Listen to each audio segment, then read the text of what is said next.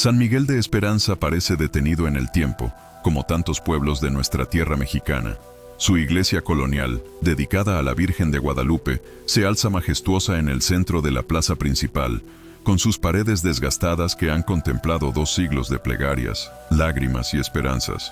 Últimamente, el templo ha cobrado vida con el proyecto de restauración que pretende devolverle su antigua gloria. Andamios, lonas y el persistente sonido de martillos han transformado el habitual silencio reverente del recinto sagrado. El guardián incansable de este santuario es el padre Tomás González, un hombre de 72 años cuyo rostro surcado por arrugas cuenta la historia de una devoción inquebrantable. Sus ojos, vivaces a pesar de su edad, conservan el brillo de quien ha dedicado cada respiro a servir a la morenita del Tepeyac. Conoce cada rincón, cada grieta de la iglesia, cada leyenda local sobre apariciones y milagros. Los feligreses lo veneran casi tanto como a las imágenes sagradas, pues ven en él al último representante de una estirpe de párrocos que mantienen vivas las tradiciones más antiguas de nuestra fe.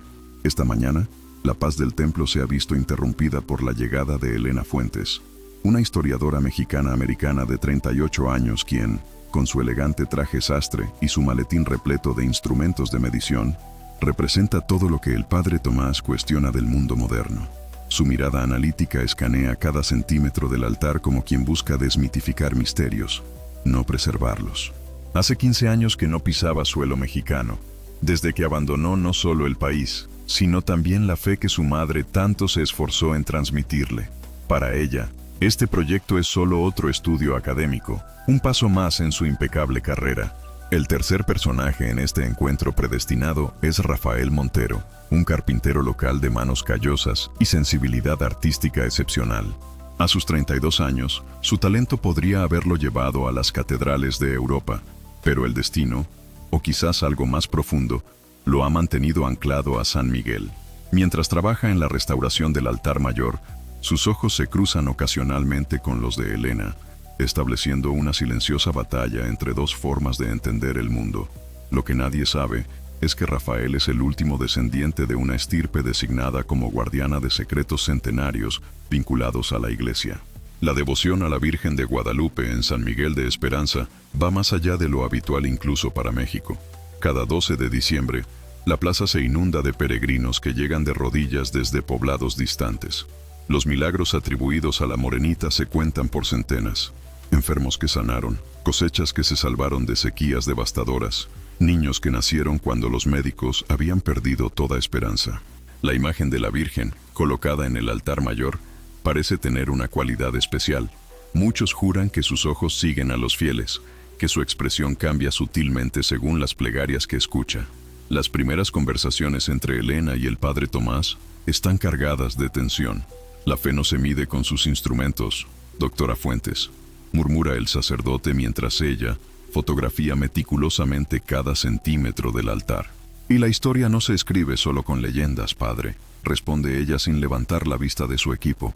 Rafael observa este intercambio mientras trabaja en las tallas de madera, reconociendo en sí mismo el mismo conflicto entre la tradición que corre por sus venas y el llamado de un mundo que exige evidencias tangibles. ¿Qué secretos guardan estas paredes centenarias que han sido testigos silenciosos de tantas plegarias? ¿Será posible que incluso la escéptica Elena pueda encontrarse cara a cara con algo que desafíe todo su entendimiento científico? Mientras el sol de la tarde filtra sus últimos rayos a través de los vitrales, proyectando un mosaico de luces sobre el altar mayor, nadie imagina que están a punto de desatar un misterio que ha permanecido oculto durante 200 años, esperando pacientemente el momento predestinado para revelarse. La tranquilidad de la tarde se quebró como cristal cuando el sonido del martillo del padre Tomás resonó de manera diferente contra la pared detrás del altar. «Hueco», murmuró el anciano sacerdote con una mezcla de asombro y reverencia. Lo que comenzó como un simple trabajo de refuerzo en el altar principal se transformó en un momento que cambiaría para siempre la historia de San Miguel. Al retirar cuidadosamente varios ladrillos, apareció ante sus ojos una pequeña puerta de madera tallada, oculta durante siglos tras capas de estuco y olvidada por generaciones enteras. «Elena, Rafael, vengan inmediatamente», La voz del párroco temblaba de una manera que ninguno de los dos había escuchado antes. Cuando llegaron al altar, encontraron al padre Tomás de rodillas, con el rostro iluminado por una mezcla de temor reverencial y asombro infantil. «La Virgen me ha guiado», susurró mientras señalaba la abertura. Elena se acercó con escepticismo profesional, mientras Rafael permanecía paralizado en el umbral, como si sus pies se hubieran convertido en piedra. Algo en su memoria ancestral se agitaba violentamente, un recuerdo transmitido por generaciones que ahora despertaba en su sangre. Lo que descubrieron en el interior de ese espacio oculto dejó sin aliento a los tres. Un cofre de madera finamente tallado, sellado con una compleja cerradura de hierro forjado. Su superficie estaba cubierta de intrincados símbolos marianos y textos en latín arcaico, pero lo más impresionante era la inscripción central en náhuatl y español antiguo que rezaba: «No se abrirá hasta que las señales anunciadas se manifiesten». La verdad aquí contenida debe permanecer sellada hasta el tiempo designado. La fecha tallada en la base del cofre, 1825, confirmaba que había permanecido oculto durante exactamente 2 siglos. «Debemos informar inmediatamente al Vaticano», declaró el padre Tomás solemnemente. Este hallazgo podría ser de importancia incalculable para la Iglesia. Elena, por su parte, ya estaba fotografiando y tomando notas frenéticamente. «Necesitamos analizar la madera, la cerradura, determinar su autenticidad antes de hacer cualquier anuncio», argumentó con vehemencia. «Abrir un artefacto así sin los protocolos adecuados podría destruir evidencia histórica invaluable». La tensión entre ambos enfoques era palpable, mientras Rafael permanecía inusualmente silencioso, su rostro cada vez más pálido.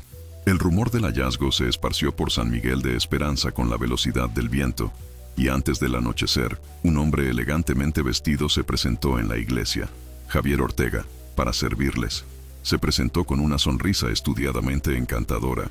«Escuché sobre su maravilloso descubrimiento y deseo ofrecer mi ayuda para su preservación y estudio». Con su traje impecable y palabras melosas, Javier explicó que su empresa de turismo religioso podía financiar todo el proceso de investigación, restauración y eventual exhibición del cofre. «Imaginen el beneficio para San Miguel. Convertiríamos este pueblo en un destino de peregrinación internacional», añadió con entusiasmo calculado, mientras sus ojos jamás abandonaban el cofre. Esa misma noche, un incendio inexplicable estalló en la sacristía, amenazando con extenderse al altar mayor. Fue la rápida acción de Rafael, quien dormía en una habitación anexa a la iglesia, lo que evitó una tragedia. Mientras los bomberos voluntarios del pueblo controlaban las últimas llamas, Elena notó algo perturbador. El fuego había comenzado precisamente en la pared opuesta al escondite del cofre, como si alguien hubiera intentado crear una distracción. Sus ojos se encontraron con los de Rafael y, por primera vez, compartieron una mirada de entendimiento mutuo. Las tensiones aumentaron al día siguiente cuando el pueblo entero parecía dividido entre quienes exigían que el cofre fuera abierto inmediatamente, considerándolo un mensaje divino para estos tiempos difíciles, y quienes insistían en esperar la autorización eclesiástica. El padre Tomás, atrapado en medio de este conflicto, luchaba por mantener la calma y la prudencia. «La Virgen nos mostrará el camino», repetía, aunque la preocupación nublaba su mirada. Javier Ortega había comenzado a visitar a los feligreses más influyentes, sembrando sutilmente la idea de que el cofre representaba una oportunidad única para el desarrollo económico del pueblo.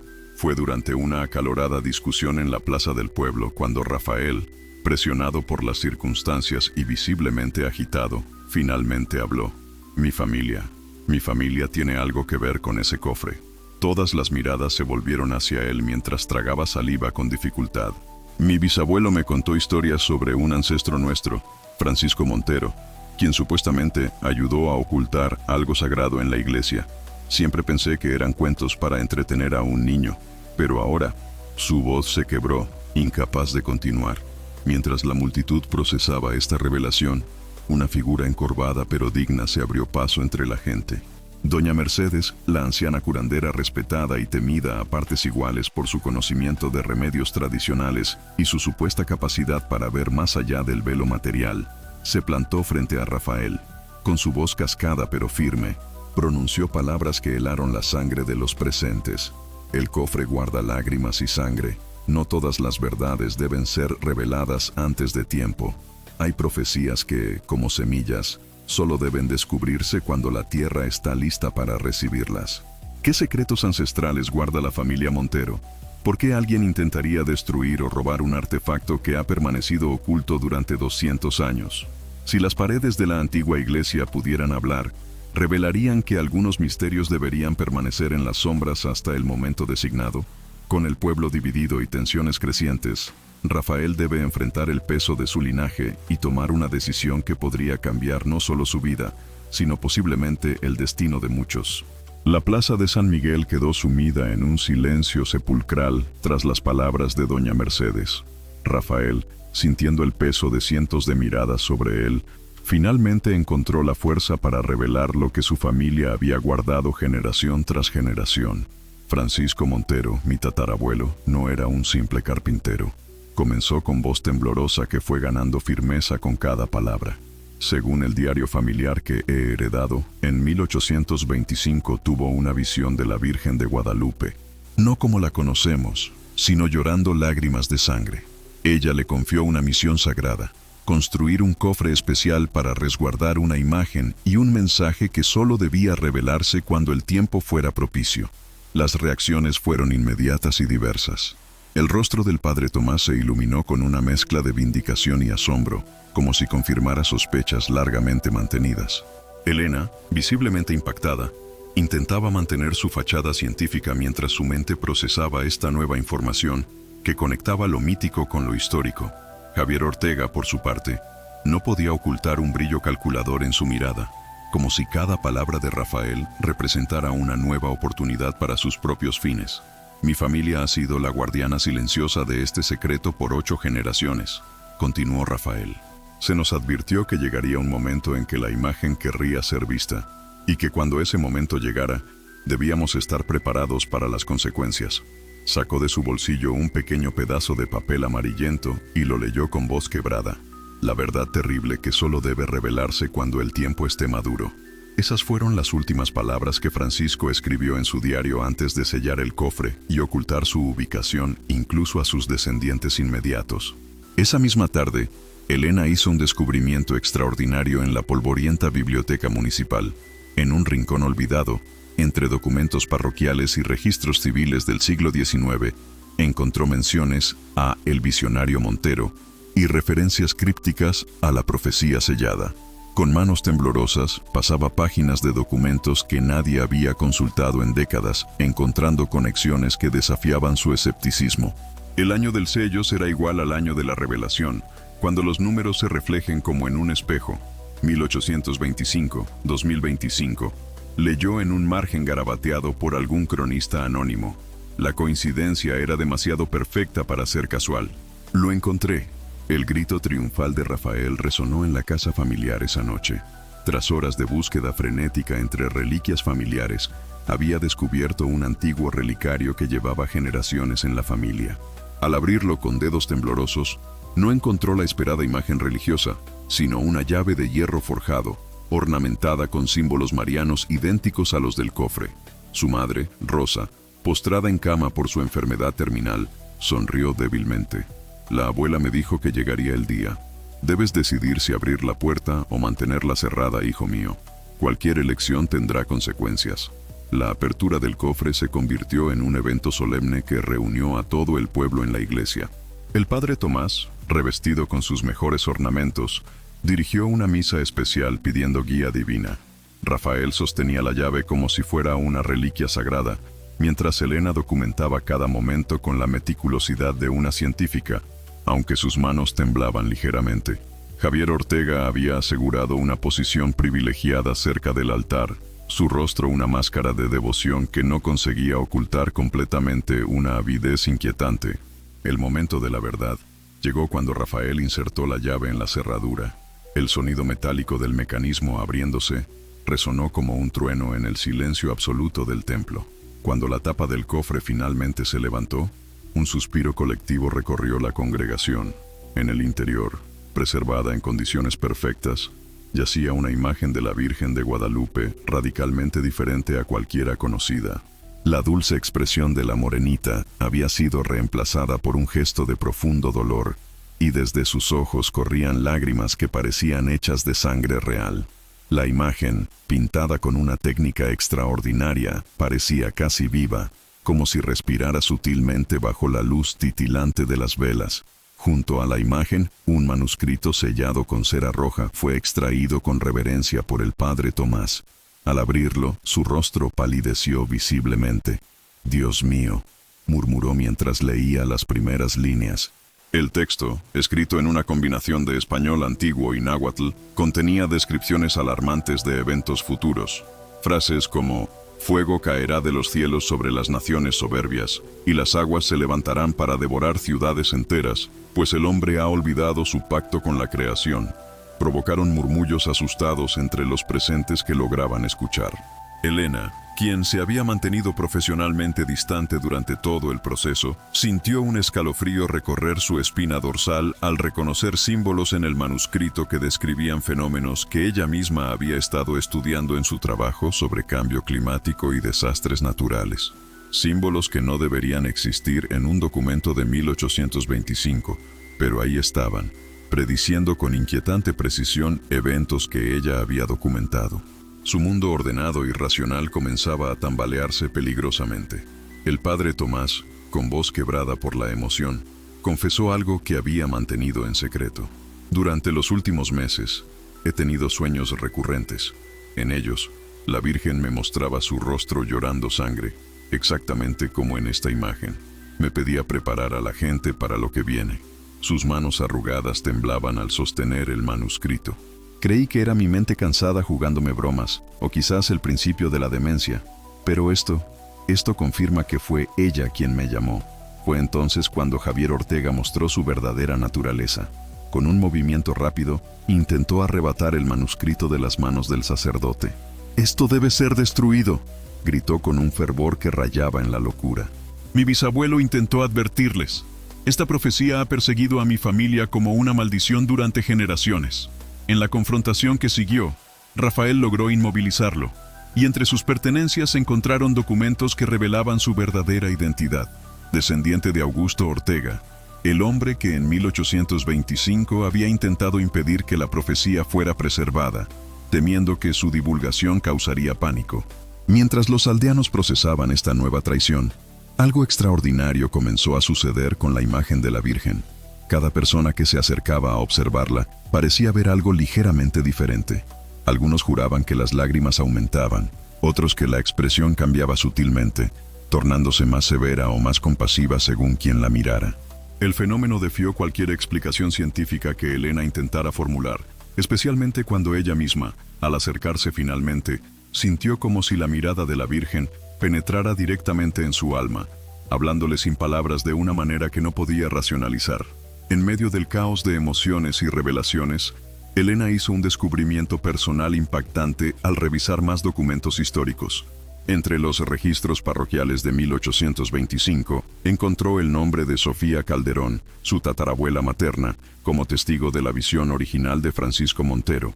La conexión familiar que nunca había imaginado explicaba por qué, a pesar de su escepticismo, había sentido una inexplicable atracción hacia este proyecto desde el principio. «No estoy aquí por casualidad», murmuró mientras las lágrimas corrían por sus mejillas, ya incapaz de mantener su distancia emocional. Las tres niños del pueblo, María, Alejandro y Teresa, que habían estado jugando tranquilamente en el atrio de la iglesia, entraron corriendo al templo simultáneamente, con expresiones idénticas de asombro. «La señora nos habló», exclamaron casi al unísono. «Dijo que debemos prepararnos, que el tiempo se acorta, pero que no debemos tener miedo porque ella estará con nosotros». La coincidencia de que tres niños sin relación entre sí tuvieran la misma visión al mismo tiempo dejó a la comunidad estupefacta, incluso a los más escépticos.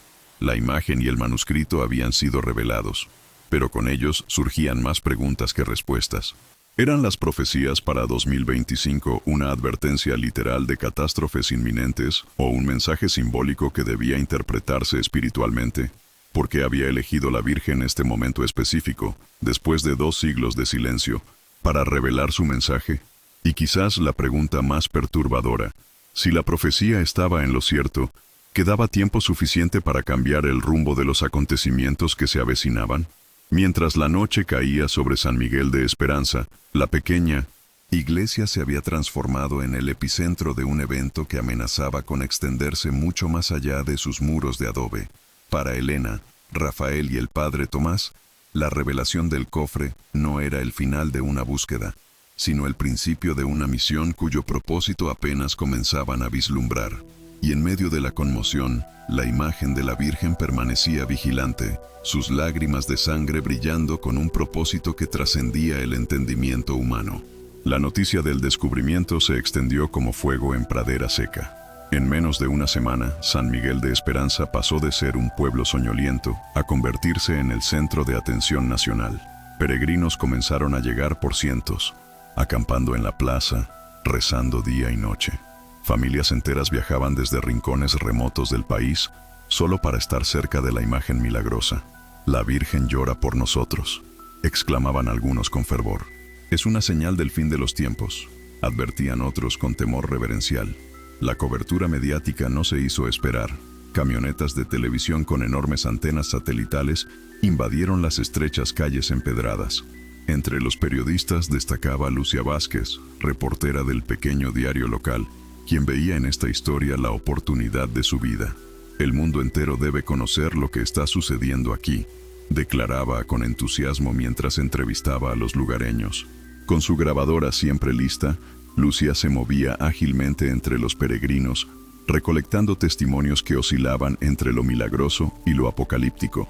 Las autoridades eclesiásticas respondieron con característica cautela. El obispo Manuel Hernández llegó desde la diócesis, un hombre de expresión severa y movimientos calculados. «La iglesia debe proceder con prudencia extrema», anunció durante su primera misa en San Miguel. «No todos los fenómenos inexplicables son necesariamente divinos, y no todas las profecías deben tomarse literalmente».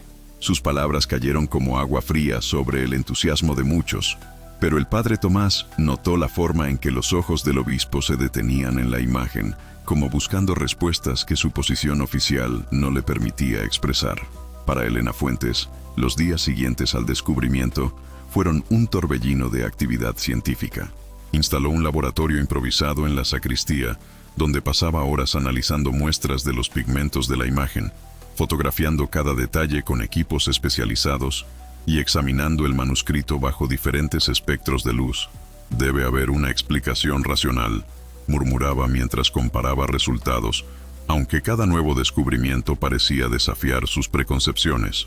Los pigmentos contenían elementos que no deberían existir en pinturas del siglo XIX. El papel del manuscrito mostraba propiedades de conservación inexplicables. Durante una tarde particularmente frustrante, Elena arrojó sus notas sobre la mesa y salió a tomar aire. Encontró a Rafael trabajando en restaurar un banco de madera fuera de la iglesia. «¿Sabes qué es lo que más me perturba?», confesó, sorprendiéndose a sí misma por compartir sus pensamientos. «No es que no pueda explicar algunos fenómenos, es que parte de mí ya no quiere encontrar esas explicaciones». Rafael asintió comprensivamente, sus manos continuando el meticuloso trabajo de restauración. «Quizás algunas verdades no se descubren, sino que se reconocen», respondió simplemente. Algo en su tono hizo que Elena lo mirara con nuevos ojos, percibiendo por primera vez una sabiduría que iba más allá de su educación formal. El padre Tomás enfrentaba su propia crisis interior. Sus sueños se habían intensificado desde la apertura del cofre. Cada noche, la Virgen le hablaba con mayor claridad, mostrándole imágenes perturbadoras de ciudades inundadas, incendios forestales devastadores y multitudes desesperadas. «No te muestro esto para causarte miedo, sino para prepararte», le decía la figura luminosa en sus sueños. Al despertar, el anciano sacerdote se encontraba exhausto, pero extrañamente vigorizado, como si cada visión le transmitiera no solo información sino también fuerza vital. La tensión con el obispo Hernández crecía diariamente. «Padre Tomás, usted está permitiendo que la superstición se propague sin control», le reprochaba durante sus reuniones privadas. «Esta imagen no ha sido verificada ni aprobada por las autoridades competentes». El párroco, normalmente deferente ante sus superiores, encontró en sí mismo una determinación inquebrantable. «Con todo respeto, Excelencia, Creo que la Virgen no siempre espera la aprobación institucional para manifestarse a su pueblo, respondió con firmeza inesperada. El obispo lo miró largamente antes de suspirar. Solo le pido prudencia. Ya he visto demasiados cultos falsos que terminan dañando la fe verdadera. Javier Ortega, tras su intento fallido de destruir el manuscrito, había sido liberado de la custodia temporal gracias a sus influencias. Lejos de desaparecer, redoblaba sus esfuerzos desde las sombras. Lucia Vázquez descubrió que había comenzado a financiar secretamente un grupo que se hacía llamar Guardianes de la Verdadera Fe, integrado por personas influyentes de pueblos cercanos. Su mensaje era sutil pero efectivo. La imagen y la profecía representaban una distorsión peligrosa del verdadero mensaje guadalupano y debían ser puestas bajo control de autoridades responsables. El miedo es su arma, explicó doña Mercedes a Elena durante una visita a la humilde choza donde la anciana preparaba sus remedios tradicionales. Javier teme la profecía porque su bisabuelo le transmitió ese miedo. Es una cadena de terror que se extiende por generaciones. La curandera molía hierbas en un mortero de piedra mientras hablaba, sus manos nudosas trabajando con precisión sorprendente. Pero lo que no entiende es que el miedo distorsiona el mensaje. La Virgen no llora para aterrorizarnos, sino para despertarnos. Rafael enfrentaba sus propios demonios. El peso de la responsabilidad familiar se había multiplicado exponencialmente. En las noches, releía el diario de Francisco Montero, buscando claves adicionales. A veces desearía ser cualquier otra persona, confesó a su madre enferma durante una de sus visitas diarias. Rosa Montero, postrada pero con ojos vivaces, tomó su mano con sorprendente firmeza. No fuiste elegido por casualidad, hijo mío. Los Montero hemos sido carpinteros por generaciones porque comprendemos que dar forma a la madera es como dar forma al destino. Requiere paciencia, visión y aceptar las vetas naturales del material. Un giro inesperado ocurrió cuando Miguel Ángel Soto, un reconocido científico especializado en análisis de pigmentos históricos, llegó a San Miguel respondiendo a la llamada de Elena. Estableció un laboratorio portátil más sofisticado y comenzó a realizar pruebas exhaustivas. Estos resultados son desconcertantes, admitió después de 3 días de análisis intensivos. Los pigmentos contienen componentes orgánicos que deberían haberse degradado hace siglos. Es como si la imagen estuviera viva, regenerándose continuamente. Elena observó las gráficas y datos con una mezcla de fascinación profesional y vértigo espiritual. La línea entre ciencia y milagro comenzaba a desdibujarse peligrosamente. Las 3 niños visionarios se convirtieron en una atracción por derecho propio. María, Alejandro y Teresa, ninguno mayor de 9 años, continuaban teniendo visiones simultáneas a horas específicas del día. Sus descripciones coincidían con inquietante precisión. La señora está de pie sobre aguas que suben. Lleva un manto estrellado que se extiende para proteger a quienes buscan refugio. En una mano sostiene su corazón sangrante y en la otra, una balanza. Los psicólogos enviados para evaluarlos quedaron perplejos ante la consistencia y complejidad de las visiones, imposibles de atribuir a sugestión o influencia externa. La condición de Rosa Montero experimentó una mejoría inexplicable. Los médicos que habían pronosticado solo semanas de vida ahora se encontraban desconcertados ante la remisión de sus síntomas. Es como si algo estuviera reconstruyendo sus células desde dentro, comentó el doctor principal, estudiando análisis que desafiaban todo pronóstico anterior. Rafael, dividido entre el júbilo y la incredulidad, pasaba horas junto a su madre, quien ahora podía sentarse en la cama e incluso dar pequeños paseos por la habitación. La Virgen me visita en sueños, le confió Rosa. Me dice que necesito estar fuerte para lo que viene. Lucía Vázquez, inicialmente motivada por ambición profesional, comenzó a experimentar una transformación personal. Durante una entrevista con doña Mercedes, la anciana curandera la miró fijamente y dijo: «Tu abuela María conoció el poder de la Virgen, ¿verdad?». Lucía quedó paralizada. Nunca había mencionado a su abuela, ni la curación milagrosa de su cáncer terminal que la familia atribuía a la intervención de Guadalupe. «¿Cómo lo sabe?», preguntó con voz temblorosa. «Las historias de sanación tienen su propio aroma», respondió enigmáticamente la anciana. «Y tú llevas esa historia en tu sangre».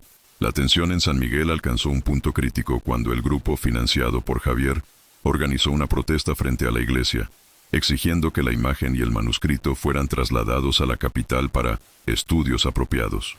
Simultáneamente, Cientos de peregrinos formaron una cadena humana alrededor del templo, determinados a proteger lo que consideraban un mensaje directo de la Virgen. El padre Tomás, agotado pero resoluto, se interpuso entre ambos grupos. La casa de la Virgen no debe convertirse en campo de batalla, declaró con autoridad, que silenció momentáneamente los gritos enfrentados. Elena descubrió que las partes más crípticas del manuscrito contenían un código basado en constelaciones. Trabajando día y noche, logró traducir secciones adicionales que arrojaron nueva luz. No es el fin lo que se anuncia, sino una purificación. Lo que debe morir es la soberbia, la indiferencia, la destrucción de lo sagrado. Las aguas que suben son las consecuencias de nuestros actos retornando a nosotros. Esta interpretación, menos apocalíptica pero igualmente desafiante, comenzó a circular entre los feligreses, causando intensos debates sobre su significado. La relación entre Elena y Rafael evolucionaba en medio del caos. Durante largas noches de trabajo conjunto, traduciendo textos y comparando notas, descubrieron que sus aproximaciones aparentemente opuestas, la precisión científica y la intuición artística, creaban una sinergia poderosa. «Es extraño», comentó ella una noche mientras examinaban juntos una sección particularmente difícil del manuscrito. «Vine a México convencida de que encontraría superstición, y en cambio estoy redescubriendo algo que perdí hace mucho tiempo». Rafael la miró intensamente. «¿Y qué es eso?». Elena dudó un momento. «La capacidad de asombro», respondió finalmente. «Y quizás algo más». Javier Ortega, frustrado por la resistencia encontrada, decidió jugar su carta definitiva. Utilizando sus conexiones, consiguió una audiencia privada con el obispo Hernández. «Excelencia, poseo documentos históricos que demuestran que la supuesta profecía es en realidad una falsificación creada para manipular a los fieles», mintió convincentemente. «Mi familia ha guardado esta información durante generaciones, esperando el momento adecuado para evitar un engaño masivo». El obispo, ya predispuesto al escepticismo, escuchó con atención creciente. Lo que Javier no sabía era que Lucía Vázquez, siguiendo un presentimiento periodístico, había conseguido grabar la conversación completa desde una habitación contigua. Doña Mercedes, respetada por toda la comunidad, comenzó a compartir interpretaciones tradicionales de las lágrimas de sangre basadas en conocimientos ancestrales. «En la tradición de mis antepasados», explicaba a grupos de peregrinos reunidos en su casa, «las lágrimas divinas son un puente entre mundos. No llora por tristeza, sino para que sus lágrimas limpien nuestros ojos y podamos ver lo que normalmente está oculto». Su presencia tranquila y sus palabras medidas ofrecían un contrapeso a las interpretaciones más alarmistas que circulaban entre algunos grupos. La situación dio un vuelco inesperado cuando el padre de Alejandro, uno de los niños visionarios, revivió milagrosamente tras un grave accidente laboral que lo había dejado clínicamente muerto durante varios minutos. «Vi a la señora», insistía el hombre, anteriormente conocido por su escepticismo. «Me mostró que debía regresar porque mi hijo tiene una misión importante». Este evento provocó otra oleada de peregrinos y atención mediática, poniendo aún más presión sobre las autoridades eclesiásticas para tomar una posición definitiva. El análisis del manuscrito reveló otra capa de información, coordenadas geográficas precisas de lugares que, según la profecía, serían particularmente afectados por los eventos de 2025. Elena y Miguel Ángel quedaron atónitos al comprobar que estas ubicaciones coincidían exactamente con puntos identificados por estudios climáticos contemporáneos como especialmente vulnerables a catástrofes naturales en los próximos años. «Es estadísticamente imposible que esto sea coincidencia», murmuró el científico, repasando los cálculos una y otra vez.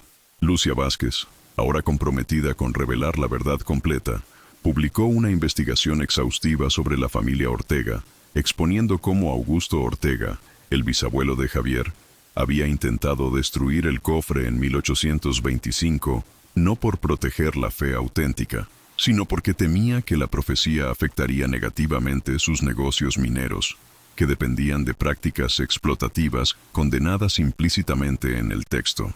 La revelación causó un escándalo inmediato, desacreditando los esfuerzos de Javier para controlar la narrativa. Rafael descubrió en el sótano familiar, entre reliquias olvidadas, planos arquitectónicos dibujados por Francisco Montero, para la renovación de la iglesia en 1825.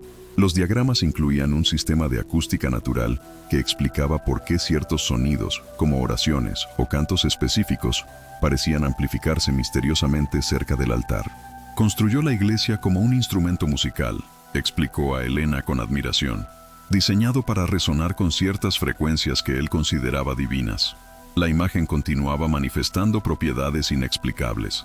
Visitantes informaban consistentemente que sus problemas de visión mejoraban temporalmente cuando contemplaban el cuadro.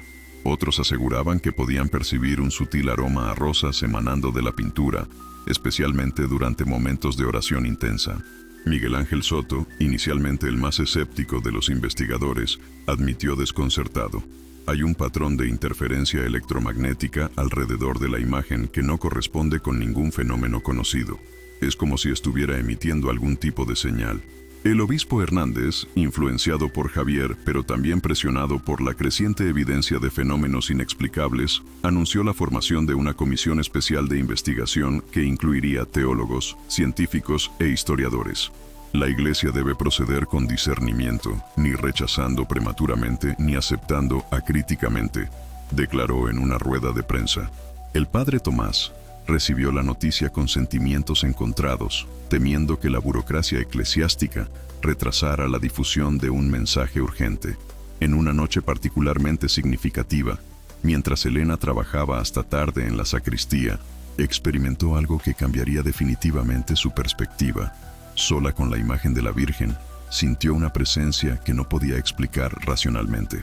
No vio nada extraordinario, no escuchó voces, pero una certeza profunda e inexplicable la invadió. Estás aquí por una razón. Todos los caminos que has recorrido te han traído a este momento. Lágrimas inesperadas corrieron por sus mejillas mientras sentía años de resistencia disolverse en una aceptación que trascendía su entendimiento intelectual. Javier Ortega, cada vez más desesperado al ver sus planes desmoronarse, comenzó a mostrar un comportamiento errático. Sus colaboradores lo abandonaban progresivamente, incomodados por su obsesión creciente. Durante una noche de tormenta, fue visto merodeando alrededor de la iglesia con expresión atormentada. «Debe detenerse ahora», gritaba a la lluvia. «No entienden lo que están desatando». Rafael, quien pasaba las noches en una habitación anexa para proteger la imagen, lo observaba con una mezcla de compasión y cautela, reconociendo en su desesperación el peso de una culpa ancestral que él mismo comprendía demasiado bien. Los experimentos científicos continuaban produciendo resultados desconcertantes. Miguel Ángel descubrió que muestras de agua colocadas cerca de la imagen mostraban alteraciones en su estructura molecular, adquiriendo propiedades similares a las aguas de manantiales considerados curativos. Es como si la imagen estuviera programando el agua de alguna manera, explicó a Elena, quien ya no rechazaba automáticamente las explicaciones que trascendían el materialismo científico. La comunidad de San Miguel experimentaba una transformación profunda. Antiguos conflictos familiares comenzaron a resolverse espontáneamente. Personas que no se hablaban en años se reconciliaban. Una solidaridad nueva emergía entre los habitantes, manifestada en iniciativas comunitarias para acomodar a los peregrinos, alimentar a los necesitados y restaurar espacios públicos. Es como si el pueblo entero estuviera despertando de un largo sueño, comentó doña Mercedes a Elena durante uno de sus frecuentes encuentros. Las lágrimas de la Virgen están lavando no solo nuestros ojos, sino nuestros corazones.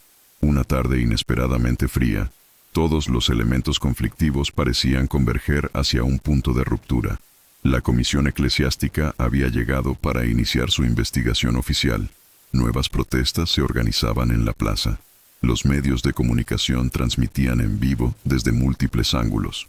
Javier Ortega, habiendo perdido credibilidad pública pero aún determinado, planeaba un último intento desesperado para tomar posesión del manuscrito y la imagen. Y mientras todo esto sucedía, la imagen de la Virgen de Guadalupe con lágrimas de sangre permanecía en el altar restaurado, aparentemente inmutable y sin embargo íntimamente conectada con la tormenta que se avecinaba. ¿Qué mensaje final guardaba la profecía de 2025? ¿Cómo podrían reconciliarse interpretaciones tan diferentes del mismo fenómeno?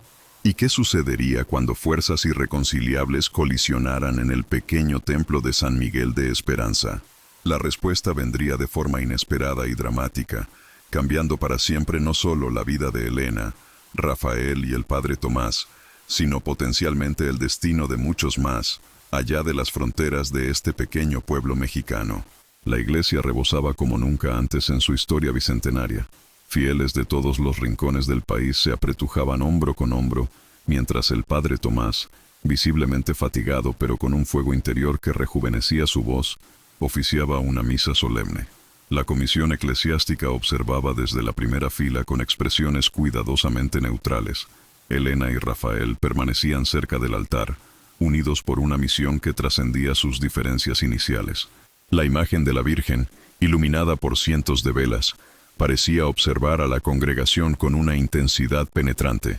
De repente, un murmullo de asombro recorrió la multitud, transformándose gradualmente en exclamaciones ahogadas y gritos. De los ojos pintados de la Virgen comenzaban a brotar lo que parecían ser lágrimas reales. No eran simples gotas, sino un flujo constante de un líquido rojizo que descendía por el rostro sagrado, brillando con una intensidad sobrenatural bajo la luz temblorosa de las velas. «Milagro», gritaban algunos. «Es una señal del fin», exclamaban otros con terror. El obispo Hernández se levantó de su asiento, su rostro oficial descompuesto por primera vez en genuino asombro. Aprovechando el caos y la confusión, Javier Ortega ejecutó su plan desesperado. Con movimientos rápidos y precisos, se abrió paso hasta el altar, empujando a los fieles atónitos. «Esto debe terminar ahora», gritó mientras intentaba arrancar la imagen milagrosa de su pedestal. Sus manos se cerraron alrededor del marco cuando Rafael, moviéndose con una agilidad sorprendente, lo interceptó. «¡No en mi guardia, Ortega!», exclamó mientras ambos hombres caían al suelo en un forcejeo violento. La multitud retrocedió formando un círculo alrededor de los contendientes, testigos impotentes de esta profanación. Como respondiendo a la violencia, la tierra misma pareció protestar. Un temblor repentino sacudió la iglesia, haciendo tintinear las lámparas y desprendiendo pequeños fragmentos de yeso del techo centenario. No era un terremoto devastador, sino una vibración intensa, localizada, como si el suelo bajo la iglesia hubiera despertado después de siglos de sueño. Los fieles gritaban y buscaban refugio mientras las paredes crujían ominosamente. El terremoto duró apenas 30 segundos, pero fue suficiente para detener la lucha y sumergir a todos en un silencio sobrecogedor. En ese preciso instante, Elena, que había estado protegiendo el manuscrito durante el tumulto, tuvo una revelación. Las vibraciones habían alterado la forma en que la luz caía sobre el antiguo texto, revelando marcas de agua previamente invisibles. Con manos temblorosas, sostuvo el documento bajo la luz de una vela y leyó en voz alta. «Las lágrimas no son por lo que debe destruirse, sino por lo que puede salvarse. La profecía no es destino, sino advertencia. El año 2025 será cuando la humanidad deberá elegir entre continuar el camino de destrucción o regresar al camino del amor por toda la creación». Su voz, inicialmente temblorosa, ganó fuerza con cada palabra, resonando extrañamente en el templo que parecía amplificarla más allá de lo posible. El padre Tomás, que había permanecido de rodillas durante el terremoto, se puso de pie con una nueva energía que contradecía sus años. Su rostro brillaba con una luz interior mientras elevaba sus manos hacia la imagen sangrante. «La Virgen me habla», anunció con una voz que no parecía enteramente la suya. «Veo ciudades inundadas por el agua y el egoísmo, bosques consumidos por el fuego de la codicia, niños que lloran por el aire envenenado que hemos creado». Cayó de rodillas nuevamente, pero no por debilidad, sino en profunda reverencia. «Pero también veo manos que se unen a través de fronteras, corazones que despiertan de la indiferencia, una gran sanación que comienza con nuestra propia conversión». Algo extraordinario sucedió entonces. Como movidos por una fuerza invisible, los asistentes comenzaron a unirse en oración. No fueron las oraciones tradicionales o ritualizadas, sino expresiones espontáneas y profundamente personales. Personas que momentos antes discutían sobre la interpretación del fenómeno, ahora se tomaban de las manos. Los escépticos y los creyentes, los educados y los sencillos, todos unidos en un momento de conexión trascendente. La polarización que había dividido al pueblo durante semanas parecía disolverse ante un entendimiento más profundo que palabras o ideologías. El obispo Hernández, testigo de todo lo ocurrido, se acercó lentamente al altar. Su expresión había cambiado completamente. Las líneas severas de autoridad institucional se habían suavizado en algo más humilde, más auténtico. He venido como juez y me encuentro como testigo, declaró con voz quebrada por la emoción. La Iglesia iniciará una investigación exhaustiva, como debe ser, pero lo que he visto hoy se detuvo, buscando palabras adecuadas. Lo que he visto hoy ha hablado directamente a mi corazón de una manera que no puedo negar ni explicar. Hasta que concluya la investigación oficial, esta imagen permanecerá aquí, accesible a todos los fieles, y esta comunidad tendrá mi protección personal. Javier Ortega, derrotado y humillado, permaneció en el suelo mientras Rafael se levantaba. El descendiente de los Ortega ya no parecía peligroso, sino profundamente lastimoso, un hombre aplastado por el peso de una historia familiar de negación y miedo. El terremoto, las lágrimas sangrantes, las palabras recién descubiertas del manuscrito, todo había quebrado algo fundamental en su resistencia. Mi familia ha estado equivocada por 200 años, murmuró, más para sí mismo que para los demás. Hemos temido lo que deberíamos haber abrazado. ¿Cuántos corazones tendrían que romperse y sanar antes de que el verdadero mensaje de la profecía fuera comprendido? ¿Cuántas lágrimas, humanas y divinas, deberían derramarse para lavar siglos de miedo y negación? Mientras la luz del atardecer se filtraba a través de los vitrales restaurados de la iglesia de San Miguel de Esperanza, proyectando un mosaico de colores sobre los rostros conmovidos de los presentes, una certeza comenzaba a cristalizar. La profecía para 2025 no anunciaba un fin inevitable, sino un llamado urgente a un nuevo comienzo. En los días siguientes, el verdadero significado de la profecía aterradora se reveló gradualmente, no como un apocalipsis inevitable, sino como un punto de inflexión crítico para la humanidad. El manuscrito, ahora completamente descifrado gracias al trabajo incansable de Elena y un equipo internacional de lingüistas y criptógrafos, hablaba de 2025 como un año de decisión colectiva, continuar por el camino de destrucción ambiental, desigualdad y desconexión espiritual, o abrazar un despertar global de conciencia y responsabilidad compartida. No es el fin del mundo lo que se profetiza, explicó el padre Tomás a una iglesia repleta, sino el fin de un mundo construido sobre la indiferencia hacia lo sagrado, sea la creación, nuestros hermanos y hermanas, o el espíritu que habita en cada uno. Javier Ortega experimentó una transformación profunda después de su momento de quiebre público. En una ceremonia conmovedora, pidió perdón ante la comunidad reunida, revelando completamente la historia de su familia. Mi bisabuelo temía que la profecía destruiría su imperio minero, construido sobre la explotación de la tierra y sus trabajadores, confesó con voz quebrada. Ese miedo se transmitió como una herencia envenenada a través de generaciones. Creímos que estábamos protegiendo al mundo de un mensaje peligroso, cuando en realidad estábamos protegiendo nuestro derecho a seguir causando daño.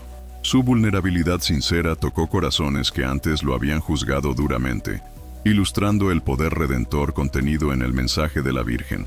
El equipo científico liderado por Elena y Miguel Ángel Soto presentó sus hallazgos en una conferencia internacional que captó la atención mundial. Hemos verificado la autenticidad histórica del cofre, la imagen y el manuscrito mediante múltiples métodos independientes, explicó Elena con precisión académica. Los materiales, técnicas y referencias corresponden inequívocamente al periodo histórico indicado. Sin embargo, su conclusión personal causó revuelo en la comunidad científica. Pero hay elementos en estos artefactos que desafían nuestros paradigmas actuales. Como científica, debo reconocer los límites de nuestro conocimiento y permanecer abierta a realidades que aún no podemos explicar completamente. Su honestidad intelectual, anteriormente centrada en el escepticismo, ahora se manifestaba como una humildad más profunda ante el misterio. Rafael encontró entre los documentos familiares un medallón antiguo con una inscripción reveladora. Al carpintero que une lo que está separado, que ve la forma oculta en la madera tosca, se le confía la protección de lo que conecta mundos. Comprendió entonces que su linaje había sido elegido como guardián no por casualidad o privilegio, sino por la capacidad inherente de los Montero para percibir potencial donde otros veían solo materia bruta, para crear puentes entre lo tangible y lo intangible. Mi abuelo siempre decía que un buen carpintero no impone su voluntad a la madera, sino que descubre lo que la madera quiere ser. Compartió con Elena mientras caminaban por el huerto de la iglesia. Quizás nuestra tarea con la profecía es similar. No forzar interpretaciones, sino descubrir su propósito natural. El estudio minucioso del manuscrito reveló pasajes adicionales que habían pasado desapercibidos inicialmente. Las lágrimas de sangre representan el dolor de la madre por sus hijos que se hieren entre sí, y hieren la casa común que les fue dada, tradujo Elena del náhuatl antiguo. Pero son también semillas de vida nueva que, regadas con compasión y justicia, florecerán incluso en tierras que parecían estériles. Esta interpretación menos apocalíptica pero profundamente desafiante resonó con tradiciones ecológicas indígenas y enseñanzas contemporáneas sobre sostenibilidad y justicia social, creando puentes inesperados entre cosmovisiones aparentemente divergentes. La iglesia de San Miguel de Esperanza se transformó rápidamente en un centro de peregrinación internacional. Con la aprobación provisional del obispo Hernández, la imagen y fragmentos seleccionados del manuscrito fueron colocados en una exhibición permanente que permitía a los visitantes contemplarlos en un ambiente de recogimiento. Personas de todos los continentes, religiones y trasfondos culturales formaban largas filas para tener unos momentos frente a la imagen milagrosa. Lo más notable no eran solo los reportes de fenómenos extraordinarios, sanaciones inexplicables, conversiones profundas, reconciliaciones improbables, sino el patrón consistente de transformación interior que muchos experimentaban. Lo que estamos presenciando es una epidemia de esperanza, observó doña Mercedes mientras preparaba remedios para los peregrinos agotados. La gente llega buscando señales y milagros, pero lo que realmente encuentran es un despertar de lo que ya llevaban dentro. La anciana curandera, cuya sabiduría ancestral había sido inicialmente subestimada por muchos, ahora era consultada regularmente incluso por los especialistas científicos y teológicos. Las profecías verdaderas, explicaba a quien quisiera escuchar, no son predicciones sino invitaciones. No nos dicen lo que sucederá, sino lo que podría suceder si escuchamos o si fallamos en escuchar. Los pequeños milagros continuaban manifestándose de maneras sorprendentes. Una familia dividida por décadas de disputas sobre tierras se reconcilió espontáneamente después de visitar juntos la imagen. Un ejecutivo corporativo renunció a su lucrativa posición para dedicarse a proyectos de conservación ambiental, citando una claridad repentina sobre lo que realmente importa, tras pasar una hora en contemplación silenciosa. Niños con condiciones médicas complejas experimentaban mejorías inexplicables. No podemos verificar cada caso como milagroso en el sentido técnico, admitió el obispo Hernández a la prensa, pero tampoco podemos ignorar el patrón de transformación que se está produciendo. El padre Tomás, revitalizado a pesar de su avanzada edad, estableció un centro de preparación espiritual orientado específicamente hacia 2025. No nos preparamos desde el miedo sino desde la esperanza activa, explicaba a los primeros participantes. La profecía nos llama a ser co-creadores de un futuro donde la compasión, la justicia y el cuidado por toda la creación se conviertan en nuestra forma natural de existir. El programa combinaba prácticas espirituales tradicionales con educación ecológica, resolución de conflictos y servicio comunitario, atrayendo participantes diversos unidos por el deseo de responder constructivamente al llamado percibido en el mensaje profético. La sorpresa final llegó cuando el obispo Hernández, tras semanas de deliberación personal y consultas con sus superiores, emitió un decreto preliminar reconociendo el fenómeno como digno de veneración. Si bien la investigación formal continuará por los canales apropiados, anunció en una ceremonia solemne, considero que hay suficientes evidencias de frutos espirituales positivos para permitir y alentar la devoción a Nuestra Señora de las Lágrimas Sanadoras. Este título, inspirado en los efectos transformadores observados, otorgaba legitimidad eclesiástica a lo que muchos ya habían aceptado en sus corazones. El obispo, visiblemente conmovido, concluyó: a veces la Iglesia debe seguir a donde el Espíritu ya está guiando a los fieles. ¿Podría una imagen descubierta providencialmente después de 200 años cambiar el curso de eventos futuros? ¿Eran las lágrimas de sangre de la Virgen un lamento por lo que podría perderse o una promesa de lo que podría nacer de las cenizas de sistemas moribundos?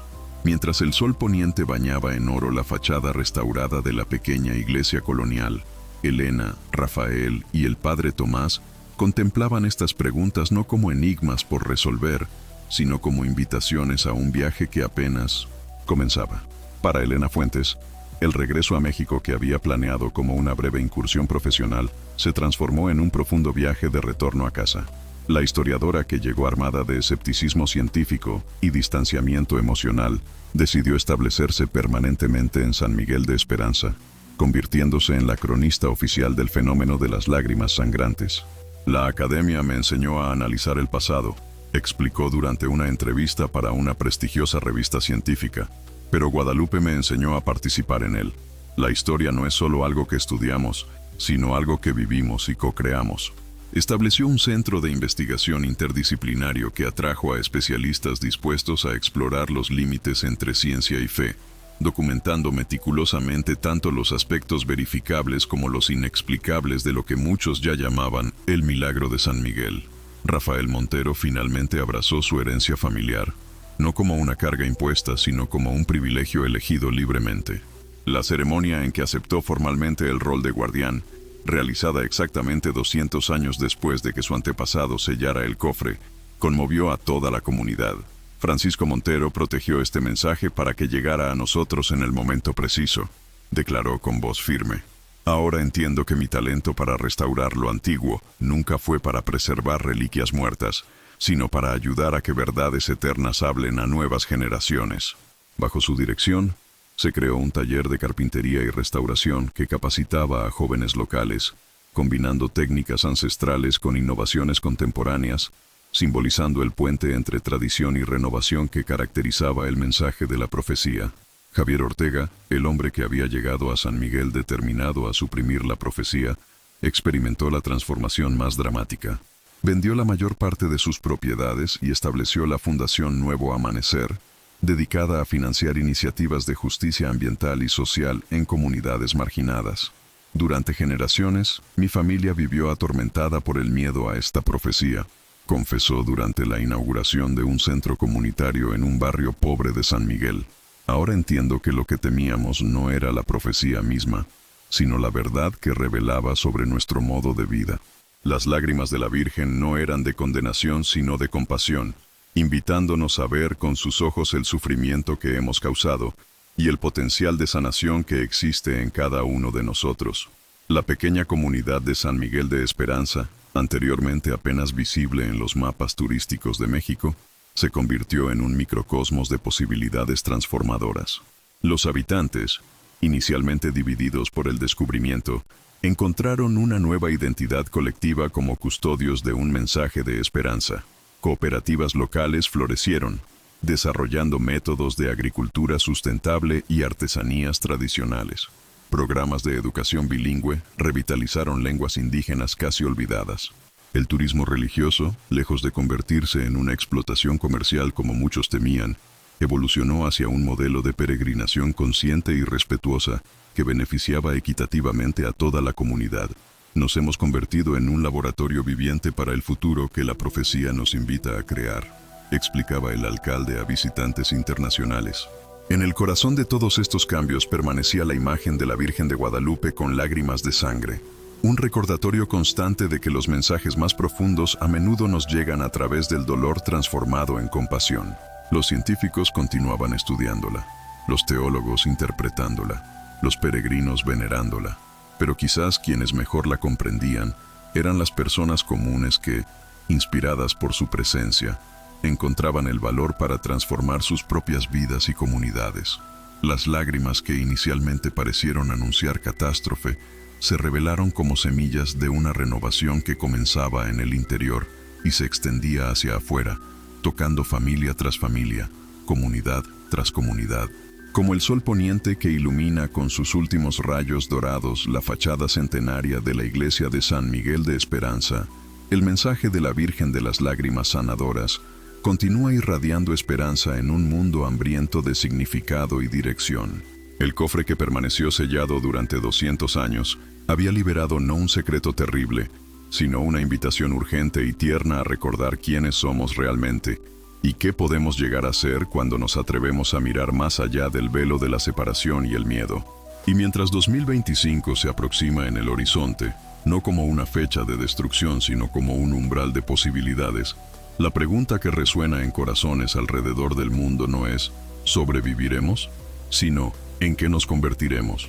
¿Te has preguntado qué sucedería si recibieras hoy un mensaje del pasado, específicamente destinado a este momento crucial de la historia? ¿Qué pasaría si las lágrimas que derramamos por nuestro mundo herido se transformaran en semillas de un futuro más compasivo y justo? Quizás la verdadera profecía no se encuentra sellada en cofres antiguos, sino escrita en cada corazón que se atreve a esperar y actuar en favor de un mundo renovado.